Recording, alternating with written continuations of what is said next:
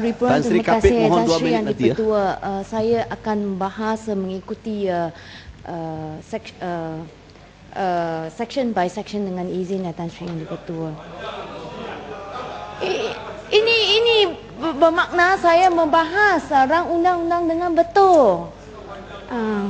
Tan Sri Yang di-Pertua, tadi Yang Berhormat Menteri semasa memandangkan rang undang-undang ini ada memaklumkan sejarah ya, bagaimanakah rukun tetangga ini diadakan dan dimulakan melalui peraturan perlu rukun tetangga, dan juga diberi statistik kini, dan saya juga menerima buku ya yang diberi oleh Kementerian Satu Malaysia Aspirasi Perpaduannya dengan statistik yang juga dimaklumkan tadi, peningkatan penubuhan rukun tetangga dan juga peningkatan skim rundaan ya sukarelawan ini ya. Jadi saya nak tahu ya sebab-sebab penubuhan ini, peningkatan ini, apakah ia disebabkan oleh peningkatan kesedaran betapa pentingnya semangat kejiranan, dan atau disebabkan masalah keselamatan yang semakin hari membimbangkan, walaupun kerajaan berulang kali menyatakan indeks jenayah telah menurunnya. Daripada statistik yang dibekalkan tadi, saya ingin tahu berapakah daripada rukun tetangga ini ya yang adalah aktif ya di sepanjang masa penubuhannya. Tan Sri Yang di-Pertua, saya ingin seterusnya merujuk kepada peruntukan-peruntukan di bawah rang undang-undang ini ya. Di bawah pasal 5 ini, di mana Ketua Pengarah boleh melalui notis menetapkan satu kawasan menjadi satu kawasan rukun tetangga, dan selepas itu bahawa 7 memperuntukkan ia perlu dalam masa 30 hari atau tempoh yang lebih lama untuk melantik satu jawatan kawasan rukun tetangga.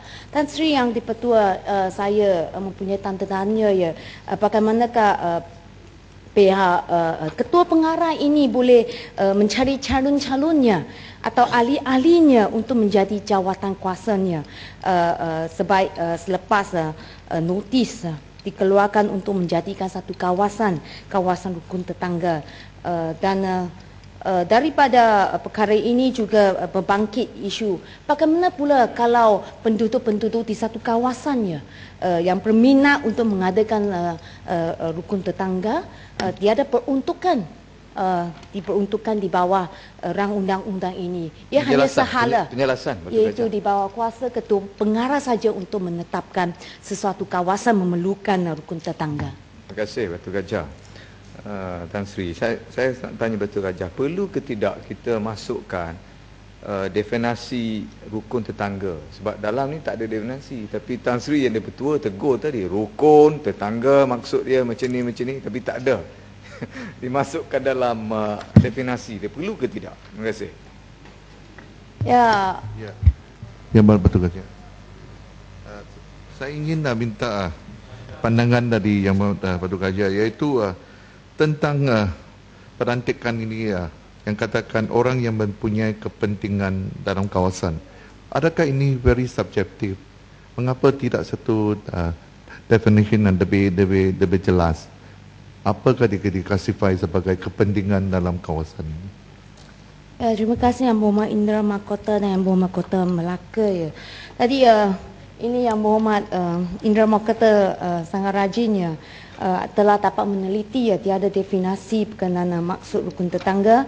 Mungkin pihak kementerian boleh menerangkan maksudnya. Ia ada definisi jawatan kuasa ya, tapi dia ada definisi rukun tetangga. Dan Yang Berhormat Kota Melaka, saya akan pergi kepada perkara tersebut, di mana di bawah perkara 7 ini, pasal 7 ini memperuntukkan bahawa jawatan kuasa kawasan rukun tetangga yang boleh dilantik oleh Ketua Pengarah, ia adalah daripada apa-apa bilangan yang merangkumi pemastautin, orang yang mempunyai kepentingan dalam kawasan itu dan orang lain sebagaimana yang diluluskan oleh pengarah. Datuk Yang di-Pertua, ini menimbulkan kerisauan kepada saya apabila saya membaca juga merangkumi orang yang mempunyai kepentingan dalam kawasan itu. Apa yang dimaksudkan seperti yang dibangkitkan oleh Yang Berhormat Kota Melaka dan orang lain sebagaimana yang diluluskan oleh pengarah. Yang Berhormat Menteri harap boleh diambil perhatiannya sebab tanggungjawab dan tugas-tugas ini adalah bagi jawatan kuasa kawasan rukun tetangga adalah untuk orang tempatan untuk mengawal keselamatan dan memupuk kejiranannya di kalangan mereka. Kalau memberi ruangannya begitu luas kepada pengarah untuk mengambil orang luar masuk untuk menjadi jawatan kuasa kawasan rukun tetangga, ini akan menimbulkan tidak puas hati dan juga akan menimbulkan berbagai masalah yang lain di mana mereka yang dilantik dari orang luar ini oleh pengarah ini mungkin tidak mengenali keadaan atau sentimen di kawasan tersebut. Dan saya harap jugalah kalau boleh Yang Berhormat Kementerian boleh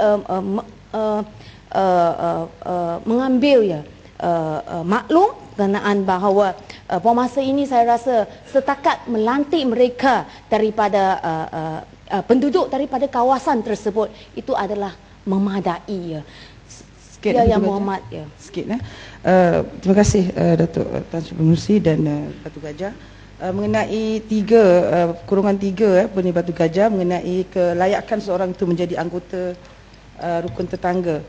Di sini mengatakan bahawa seorang yang berumur tidak kurang daripada 18 tahun. Saya juga ingin menyentuh tentang minta penjelasan daripada Batu Gajah tentang mereka-mereka yang kadang saya lihat menjadi anggota rukun tetangga yang umurnya sangat tua dan tidak berupaya untuk menjalankan tugas. Kadang boot pun lebih berat daripada badan yang nak angkat. So jadi mungkin ada satu cut off umur yang kena diberikan untuk mereka-mereka yang telah lanjut usia. Dan apa pandangan Batu Gajah mengenai anggota rela juga bertanggungjawab untuk memantau mereka yang rasuah, penyelewengan dan ada juga perkara-perkara yang tidak berakhlak dilakukan. Patut juga rela juga atau rukun tetangga juga patut diberikan tugas demikian. Terima kasih. Yang Mohd Ampang sebelum ini saya percaya saya ada membaca peraturan perlu rukun tetangga. Sebelum ni ada memperuntukkan hak umur di mana juga mereka yang sebelum mencapai umur 21 tidak boleh menjadi ahli jawatan kuasa, tapi di bawah rang undang-undang ini membenarkan yang belum mencapai umur 18 saja tidak boleh menjadi ahli jawatan kuasa. Saya maaf Yang Mohd Ampang, saya berpendapat selagi seseorang itu ingin menyumbangkan pengalamannya atau tenaganya, kita boleh menerimanya untuk menjadi ahli jawatan kuasa, tapi mestilah dengan niat untuk memainkan peranannya seperti yang diperuntukkan di bawah rang undang-undang ini dengan jujur dan tiada motif-motif atau tujuan yang lainnya. Tan Sri Yang di-Pertua, tadi saya ada bangkitkan bagaimana pula kalau penduduk-penduduk setempat berminat menjadi mengadakan rukun tetangga dan juga menjadi ahli-ahli jawatan kuasa, tapi dia ada peruntukan di bawah ini kecuali jika ketua pengarah menetapkan kawasan itu memerlukan rukun tetangga. Mungkin Yang Berhormat Menteri boleh mengambil perhatian berkenaan perkara ini perkara yang seterusnya saya ingin bangkitkan adalah di mana pelantikan ahli jawatan kuasa rukun tetangga ini. Tan Sri Yang di-Pertua, di mana rang undang-undang di bawah Pasal 9 ini memperuntukkan di mana ahli jawatan kuasa boleh dibatalkan jawatannya, pelantikannya bila-bila masa oleh pengarah dan tidak tanpa apa-apa alasan, tidak diperuntukkan sebab-sebabnya dalam situasi bagaimana ia boleh dibatalkan jawatan kuasa. Teluk Intan. Terima kasih Yang Berhormat Batu Gajah. Terima kasih Datuk Tan Sri Yang di-Pertua. Batu Gajah, bolehkah beri pandangan Batu Gajah, pandangan yang arif oleh Batu Gajah?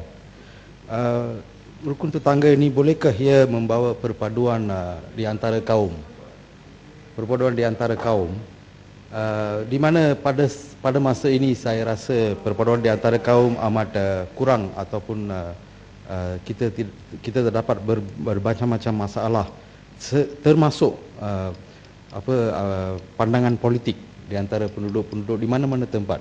Jadi bolehkah ini membawa satu situasi atau environment di mana penduduk-penduduk di taman-taman boleh memupuskan perpaduan di antara masyarakat? Tan Sri yang dipertua pada Yang Berhormat Teluk Intan, pada pendapat saya elemen atau fungsi rukun tetangga seperti yang diperuntukkannya dalam rang undang-undang, nampaknya atas rang undang-undang ini adalah mempunyai niat yang baik. Tapi masalah yang timbul di akar umbi seperti yang dibangkitkan oleh Yang Berhormat Bukit Mentajam, dan di kawasan saya juga perebutan jawatan-jawatan di antara penyokong-penyokong Pakatan dan juga penyokong Barisan Nasional juga timbul, dan saya pendapat ini menimbulkan suasana yang tidak senang, sebab dalam satu kawasan yang kecil apabila niat adalah untuk memupuk perpaduan kaum, tapi disebabkan oleh elemen politik ini telah menimbulkan suasana yang tidak senang hati. Tan Sri Yang Dipertua, saya ingin meneruskan kepada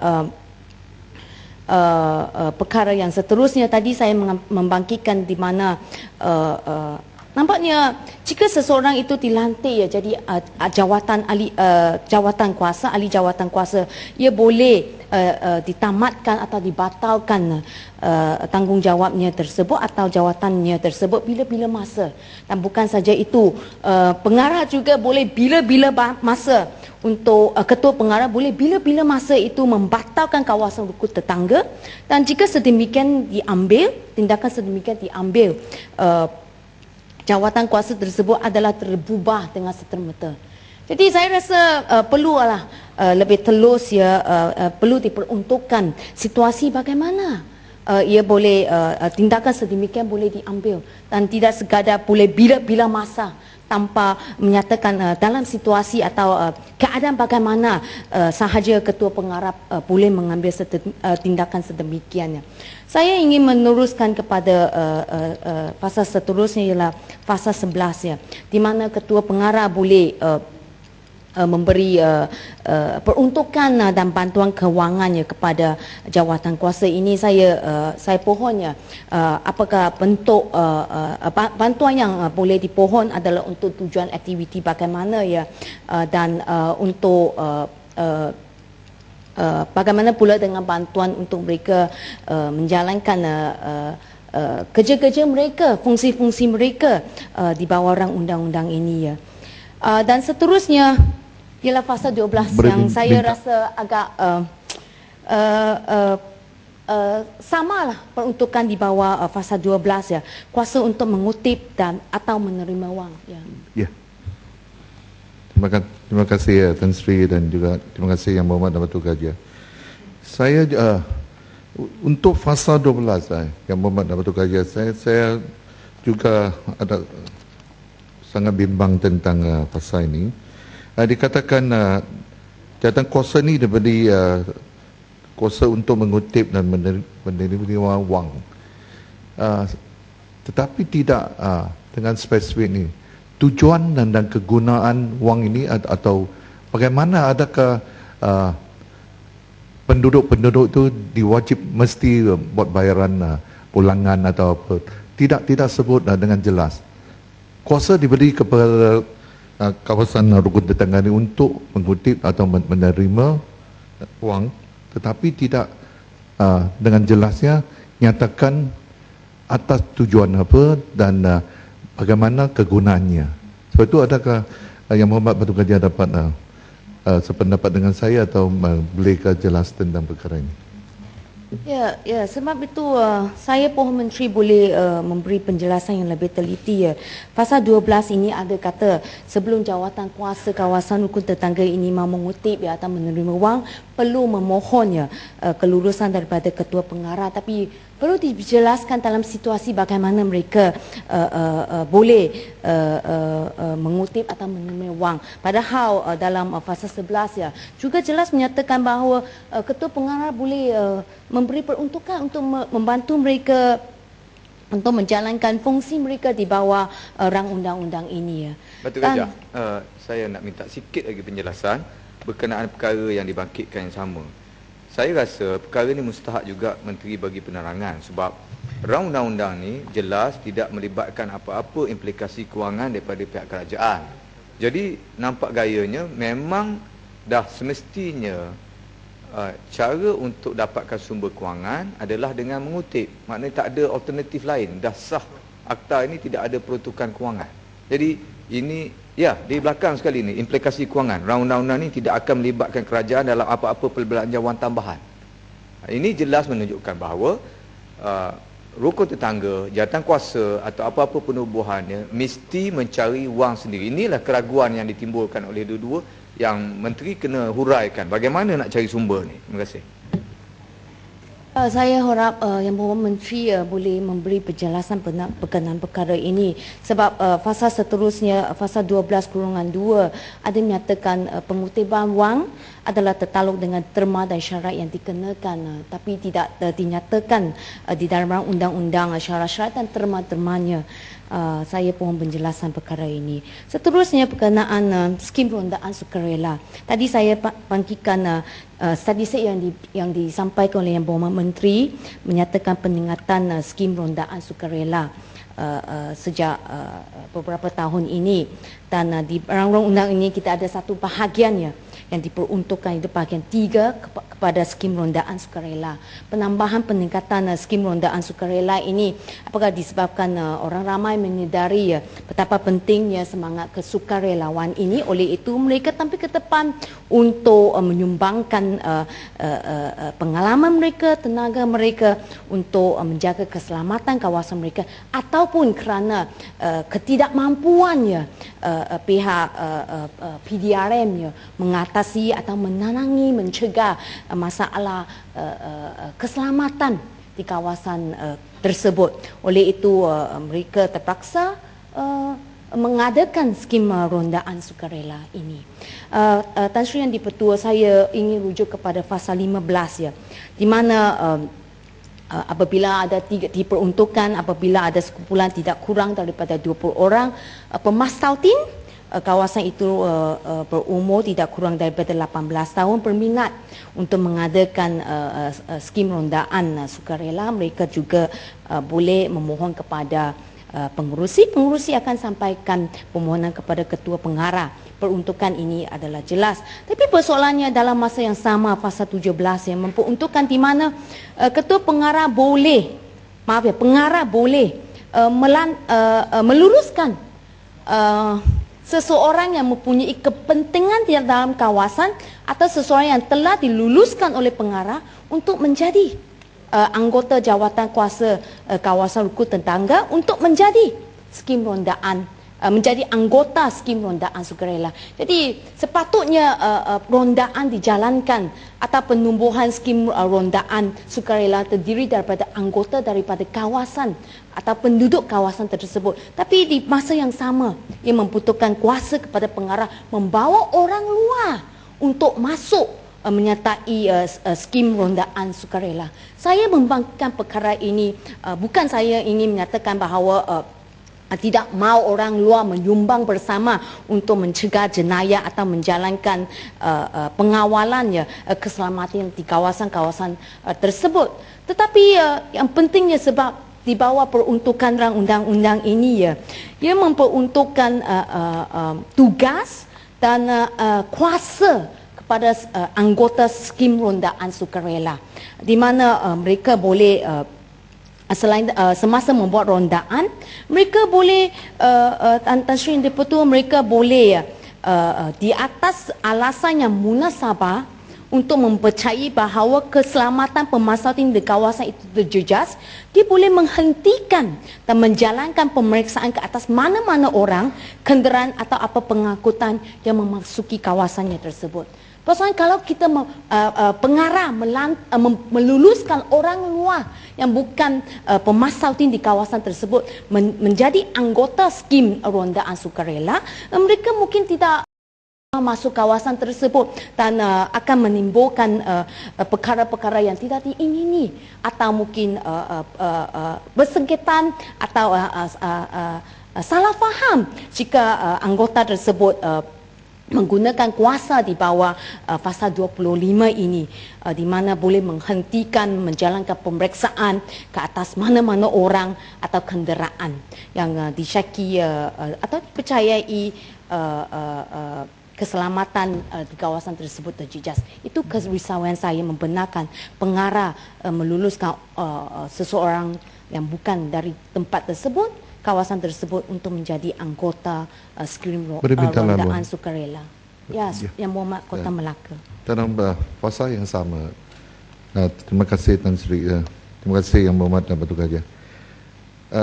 Dikatakan dalam pasal 15, 20 orang pemastautin. Saya ingin minta penjelasan dari Batu Gajah atau dari Menteri. Adakah ini dikatakan hak kepada warga negara? Pemastautin sekarang memang kita sedia maklum bahawa dalam taman-taman memang banyak pekerja asing atau yang tinggal di sana. Adakah mereka juga dianggap pemastautin dan boleh dijadikan anggota dalam skim rondaan sukarela? Itu yang pertama. Yang kedua tentang tugas yang katakan meronda dan mengawal, dan juga tadi yang disebutkan oleh Yang Berhormat Batu Gajah iaitu untuk menghentikan dan merisau. Adakah SRS ini anggotanya dapat ada latihan atau sebarang latihan atau untuk beritahu mereka tentang hak kuasa mereka atau tugas mereka? Saya memang setuju dengan Yang Berhormat Menteri semasa bentangan katakan boleh beronda bersama dengan pihak polis. Jika tidak cukup anggota polis beronda bersama, mereka 2-3 anggota sendiri yang akan jalankan tugas ini.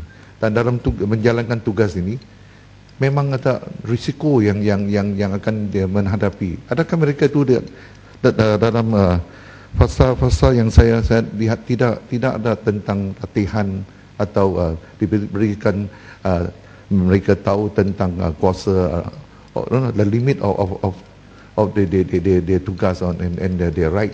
Kalau tidak, apa jika kemalangan berlaku, apakah protection atau perlindungan yang akan dapat di ke atas mereka? Minta sedikit pandangan. Ya, Yang Berhormat Kota Melaka, saya harap Yang Berhormat Menteri boleh ambil perhatian apa yang dibangkitkan Yang Berhormat Kota Melaka, sebab menjadi anggota skim rondaan sukarela ini menyatakan 20 orang pemastautin kawasan itu pasal 15, dan definisi pemastautin adalah seseorang yang telah pemastautin di dalam satu kawasan secara berterusan bagi suatu tempoh yang melebihi 30 hari. Itu syarat sahaja, tidak memperuntukkan sama ada yang bukan warga negara ataupun pemastautin tetap boleh menjadi anggotanya atau dilarang menjadi anggotanya. Ia hanya kata syarat 30 melebihi 30 hari menetap di kawasan tersebut. Jadi sebab apabila mengikut peruntukan ini, apabila menjalankan rondaannya sukarela di dalam pasal 18 Tan Sri Yang di-Pertua, dia memperuntukkan ia sekurang-kurangnya 2 orang anggota dalam satu kumpulan, dia boleh mula menjalankan tugasnya, fungsinya di bawah rang undang-undang ini. Jadi itulah menimbulkan kebimbangan kita apabila jika mereka cuba mencegah satu jenayah atau semasa menjalankan pengawalan keselamatan di kawasan tersebut dan mereka kurang latihan, akan timbul risiko keselamatan ke atas mereka. Sebab Yang Berhormat tadi ada menyatakan membentangkan rang undang-undang ni memperuntukkan bahawa mereka akan ada diberi insurans 20,000. Tan Sri, itu angka yang terlalu rendah sekali kepada anggota skim rondaan sukarela.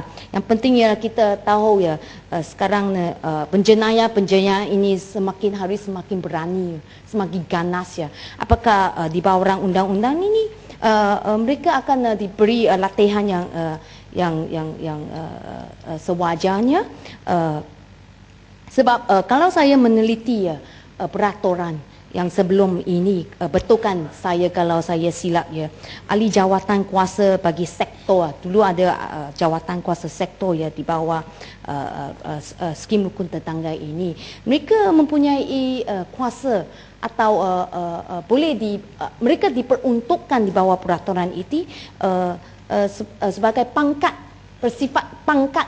Seorang ahli jawatan kuasa sektor adalah bersifat pangkat seorang polis kalau tak silap ia ada diperuntukkan di bawah peraturan sebelum ini, di mana ia ahli jawatan kuasa disifatkan sebagai seorang pegawai polis berpangkat mata-mata dan mempunyai semua kewajipan, semua kuasa dan semua imuniti pegawai polis Jadi di bawah rang undang-undang ini tidak diperuntukkan pangkat sedemikian kepada ahli jawatan kuasa rukun tetangga jika dia seorang anggota skim rondaan sukarela. Apakah bidang kuasa, sejauh mana kuasa yang diperuntukkannya di bawah rang undang-undang ia tidak diperuntukkannya. Dan seterusnya saya ingin rujuk kepada perkara yang janganlah saya yang berhormat dulu sekejap.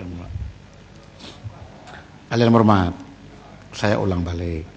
Saya mohon kerjasama. Kena ada lagi rang undang-undang yang saya anggap akan menarik minat ahli yang berhormat. Yaitu rang undang-undang Akta Universiti, rang undang-undang pindaan kepada election, pilihan raya dan semikiannya. Kalau ahli yang berhormat bersifat begini juga, bermakna langsung kita tidak akan habis untuk esok lagi. Jadi atas sebab itu, kalau boleh pada rang undang-undang ini kita hadkan masa. Karena saya nampak tadi ramai lagi berdiri, ada lebih kurang 6-7 orang. Kalau boleh kita hadkan masa ataupun kita hadkan kepada penyertaan parti-parti. Umpamanya PKR seorang, DIP seorang, PAS begitu juga. Dan begitu juga reciprocate daripada Barisan Nasional. Kalau boleh, saya serius. Kalau tidak kita habis. Karena ini sudah memang jadi lumrah kepada ahli yang berhormat. Apabila berhujah, apabila dia dapat itu flow, sukar bagi dia untuk serahkan balik flow itu kepada saya. Berapa? 5 menit? 2 menit? Indra Makuta tadi saya dengar dia kata semenit.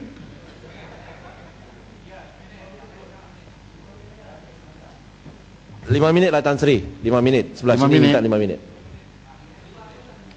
3 menit lah, 3 menit. Di antara semenit dan 5 itu saya ambil tengah-tengah, 3 menit. Boleh?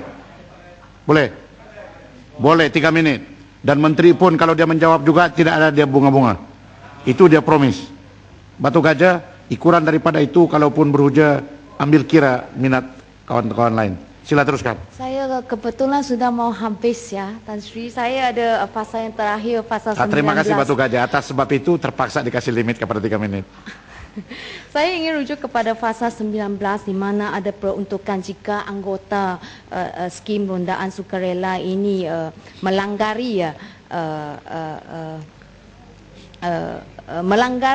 rang undang-undang ini di mana diperuntukkan tata kelakuan anggota sukarela jika ia melanggari peruntukan di bawah 19 ini, dia boleh diambil tindakan, dia boleh didenda tidak melebihi 2,000 atau dipenjarakan selama tidak melebihi 1 tahun atau kedua-duanya. Siapakah yang akan memantau mereka untuk memastikan apabila pelanggaran ini berlaku dan siapakah yang akan mengambil tindakan terhadap mereka ini Tan Sri Yang Di-Pertua, saya rasa setakat ini buat masa ini saya bangkitkan berkenaan rang undang-undang ini. Sekian, terima kasih Tan Sri Yang Di-Pertua.